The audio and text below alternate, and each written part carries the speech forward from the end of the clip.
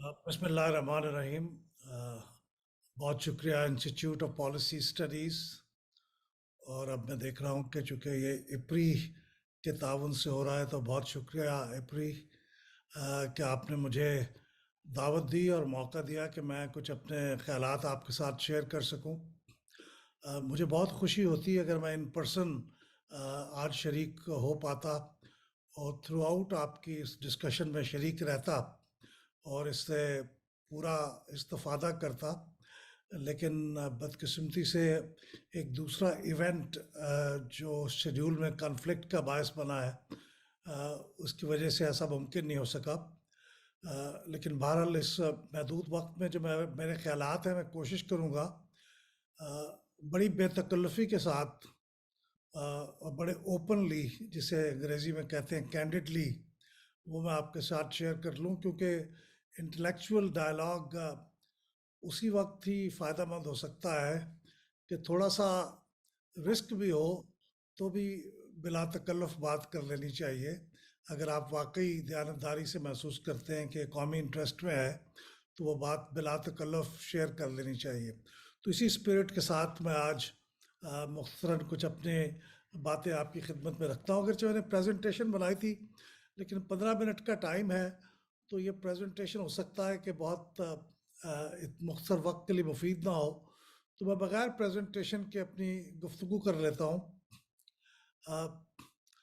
پلڈاٹ 20 سال سے کام کر رہا ہے، اور انسٹیٹیوٹ آف پالیسی اسٹڈیز جو ہم سے بہت پہلے کام کر رہا تھا وہ ہمارے لیے ایک انسپریشن کا درجہ بھی رکھتا تھا۔ ہم ان کے کام کو دیکھتے تھے اور محسوس کرتے تھے کہ انہی لائنز پہ مزید کام کی ضرورت ہے، تو میں بہت خوشی ہے کہ آج انہی کے پلیٹ فارم سے گفتگو کر رہا ہوں۔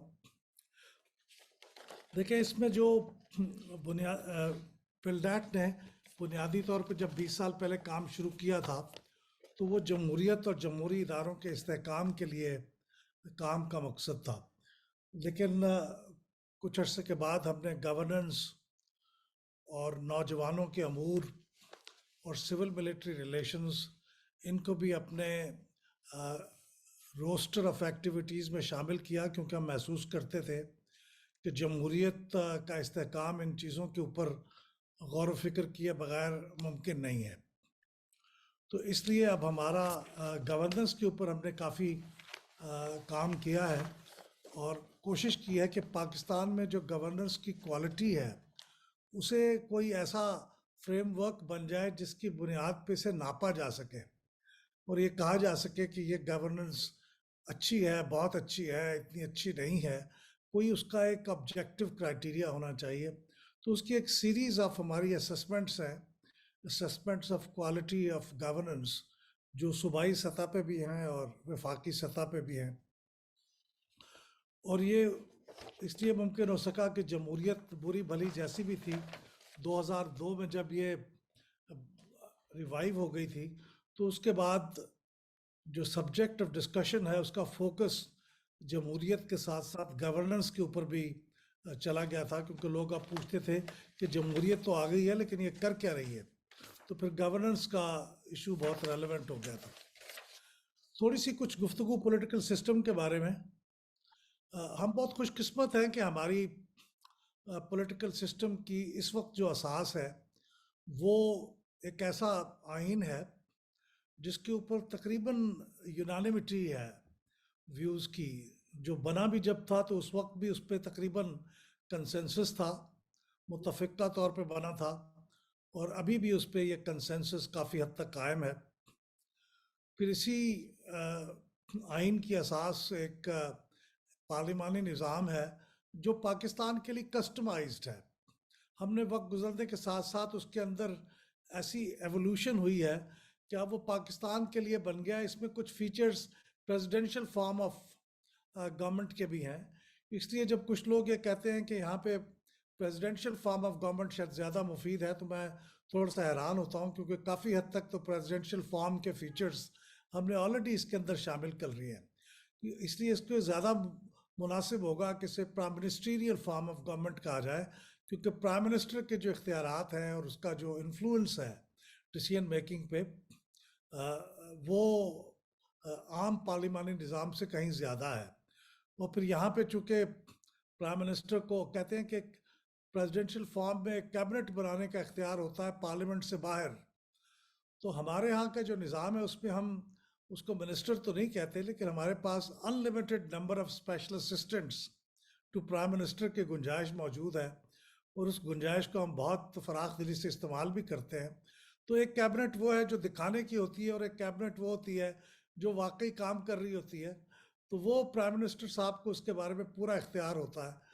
تو کہنے کا مطلب یہ ہے کہ یہ customised parliamentary form of government ہے پاکستان میں۔ یہ فیڈرل گورنمنٹ بھی، فیڈرل سسٹم آف گورنمنٹ بھی ہے، وفاقیت ہے، اور یہ ایوالو ہوا ہے، اور یہ بڑا پینفلی ایوالو ہوا ہے۔ ہم نے بہت تکلیف سے اس موجودہ مقام تک پہنچے ہیں، اور اس میں ہم نے بہت نقصان اٹھائے ہیں۔ ہمارے ملک کا ایک حصہ ہم سے علیحدہ ہوا کیونکہ ہم وفاقیت کی جو شرائط تھیں یا وفاقیت کی ڈائمنشنز تھیں، اس کا حدود اربع تھا، وہ طے نہیں کر پا رہے تھے، اور اس میں جو اختلاف تھا وہ اختلاف اس درجے پہ پہنچا کہ ہمارے ملک کا ایک حصہ علیحدہ ہو گیا۔ لیکن بالآخر ہم اس پہ تقریباً اب اس پہ اتفاق رائے ہے 18ویں ترمیم کے بعد کہ ہماری وفاقیت کے اب حدود کیا ہے۔ یہ درست ہے کہ اس کے اوپر یہ تو ممکن نہیں ہے کہ یہ پرفیکٹ ہو جائے اور تمام ہماری اکائیاں اس کے اوپر بہت خوش ہوں اور اس میں مزید کوئی امپروومنٹ کی گنجائش نہ ہو، ایسا تو نہیں ہے، لیکن ایک بڑا وسیع تر اتفاق رائے پیدا ہو گیا 18ویں ترمیم کے بعد، اور یہ بھی بہت خوشائند بات ہے۔ لوکل گورنمنٹس ہمارے ملک میں ابھی تک ہم سٹرگل کر رہے ہیں کہ یہاں پہ کوئی مؤثر لوکل گورنمنٹس قائم ہو جائے۔ لوکل گورنمنٹس بہت ضروری ہیں، وفاق اور صوبے کی سطح پہ جو حکومتیں قائم ہوتی ہیں وہ کافی نہیں ہیں گورننس کو بہتر کرنے کے لیے، اس کو مؤثر کرنے کے لیے، تو اس کے لیے سٹرگل جاری ہے۔ اس پہ سب سے بڑی جو رکاوٹ ہے وہ یہی ہے کہ صوبے جن کو اب وفاق سے کافی حد تک اختیارات منتقل ہو گئے ہیں، وہ اپنے اختیارات نچلی سطح پہ منتقل کرنے کے لیے راضی نہیں ہیں۔ وہ بہانے ڈھونڈتے ہیں مختلف طریقوں سے کہ کسی طریقے سے یہ مؤخر ہو جائے، اور اگر مؤخر نہ بھی ہو سکے تو کم از کم ایک بڑا ڈھیلا ڈھالا کمزور سا مقامی حکومتوں کا نظام وجود میں آ جائے جس سے ان کی صحت پہ کوئی فرق نہ پڑے اور کوئی اختیار منتقل صحیح معنوں میں کرنا نہ پڑے۔ تو اس بارے میں بھی سوچ بچار جاری ہے کہ کیا ہمارے آئین میں کسی ترمیم کی ضرورت ہے ہندوستان کے آئین کی طرح۔ وہاں پہ 73ویں اور 74ویں آئینی ترمیم کے ذریعے اب کانسٹیٹیوشن کے اندر لوکل گورنمنٹ کا نظام سمو دیا گیا ہے، اس کے بڑے بڑے فیچرز، تو کیا ایسا کرنا چاہیے ہمیں؟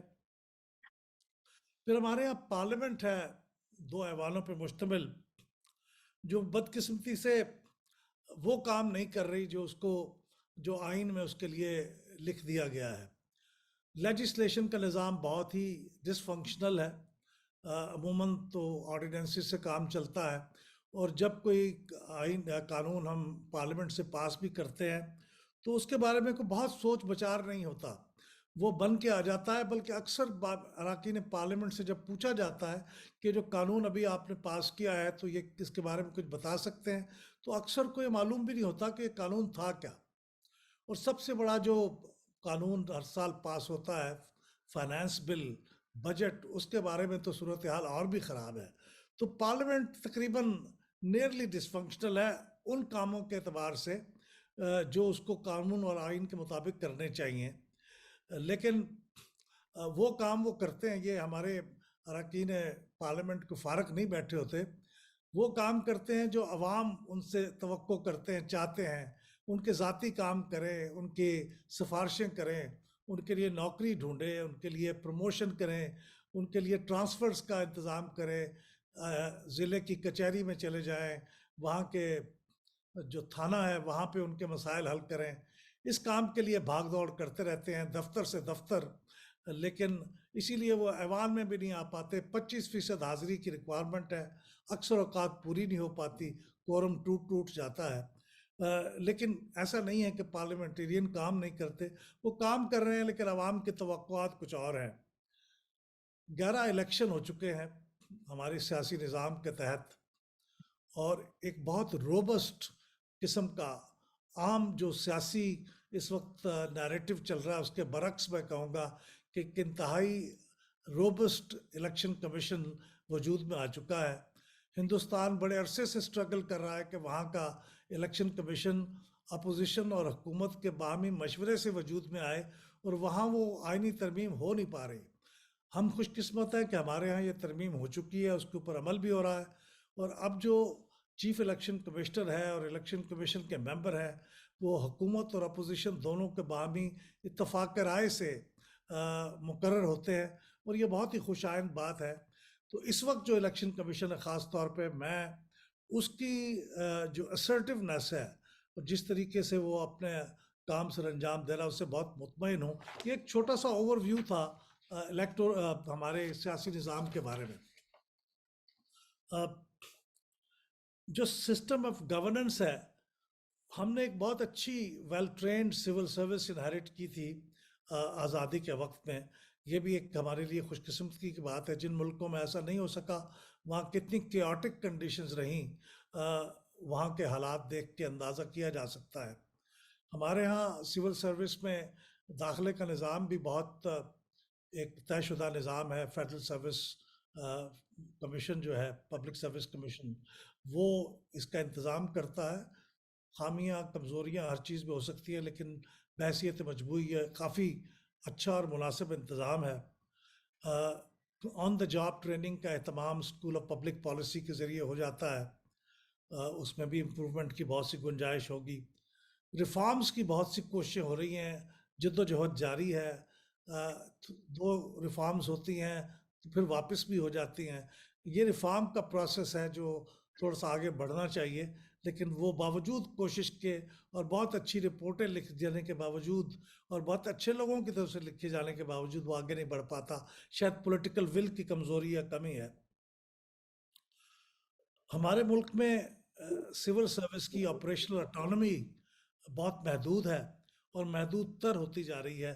کچھ سیاسی ایکٹرز کی مداخلت کے باعث اور کچھ غیر سیاسی ایکٹرز کی مداخلت کے باعث, اور اس کے نتیجے میں ہماری سول سروس کا پروفیشنلزم جو ہے وہ کمپرومائز ہوتا چلا جا رہا ہے.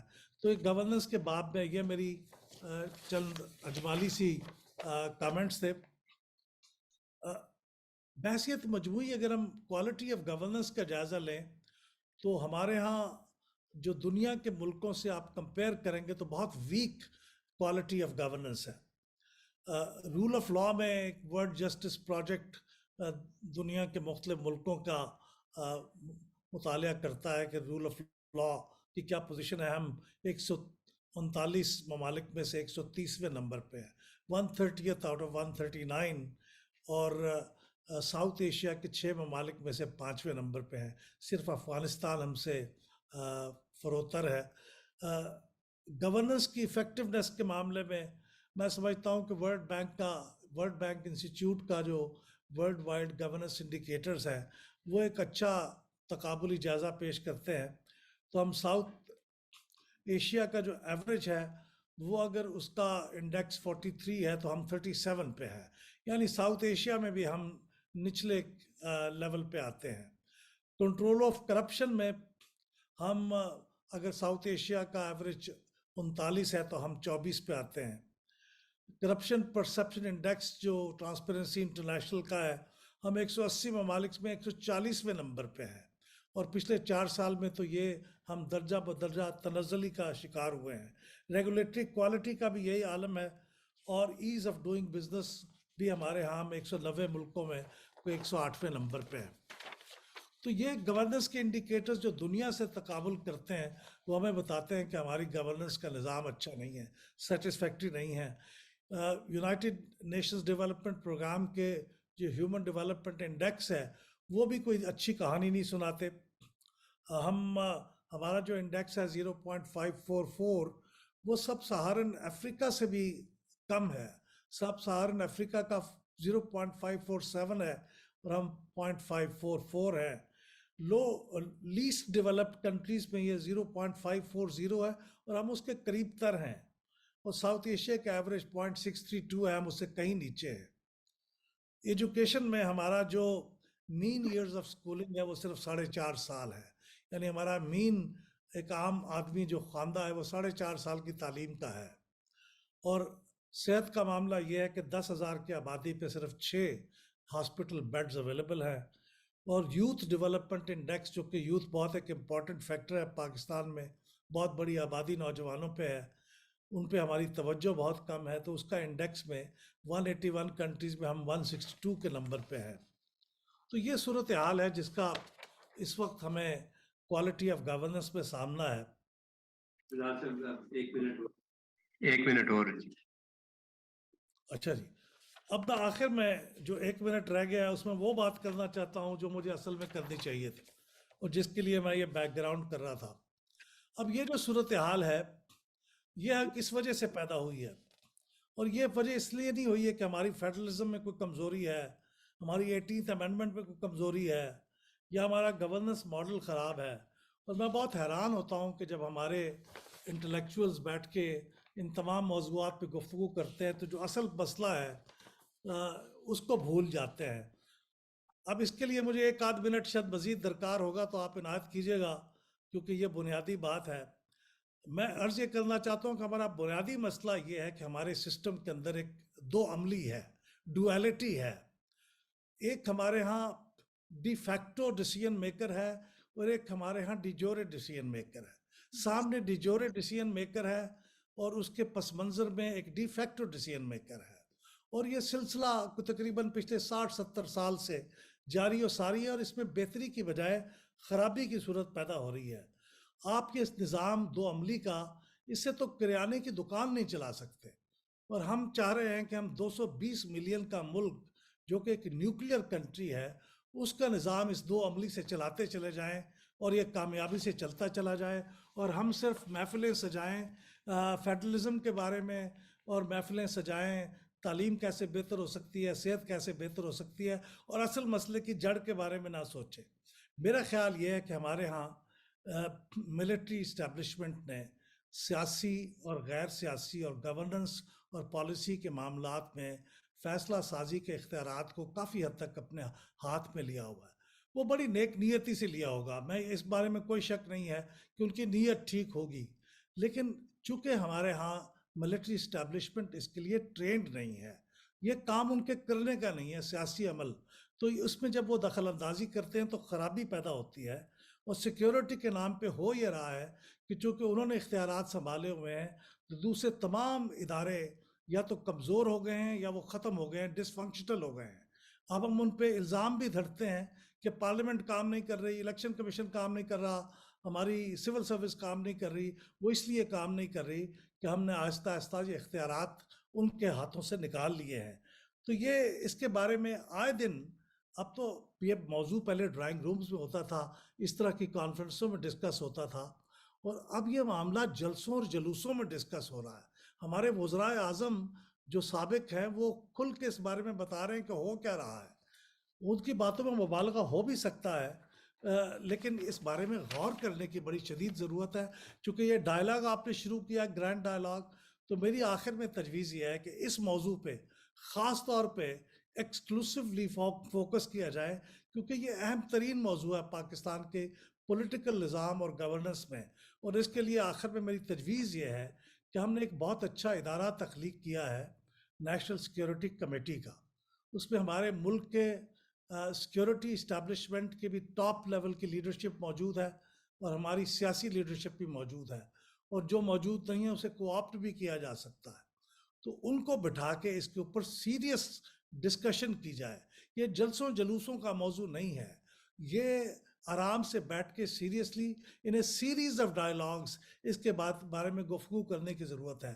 اگر ہم نے اس کو ایڈریس نہ کیا تو ہماری سیاسی نظام اور ہمارا گورننس کا نظام نہ صرف یہ کہ کبھی ٹھیک نہیں ہو سکتا، اس کے اندر مزید تنزلی پیدا ہوگی، اور ہمارا وجود بھی خطرے میں پڑ جائے گا۔ آپ کا بہت شکریہ۔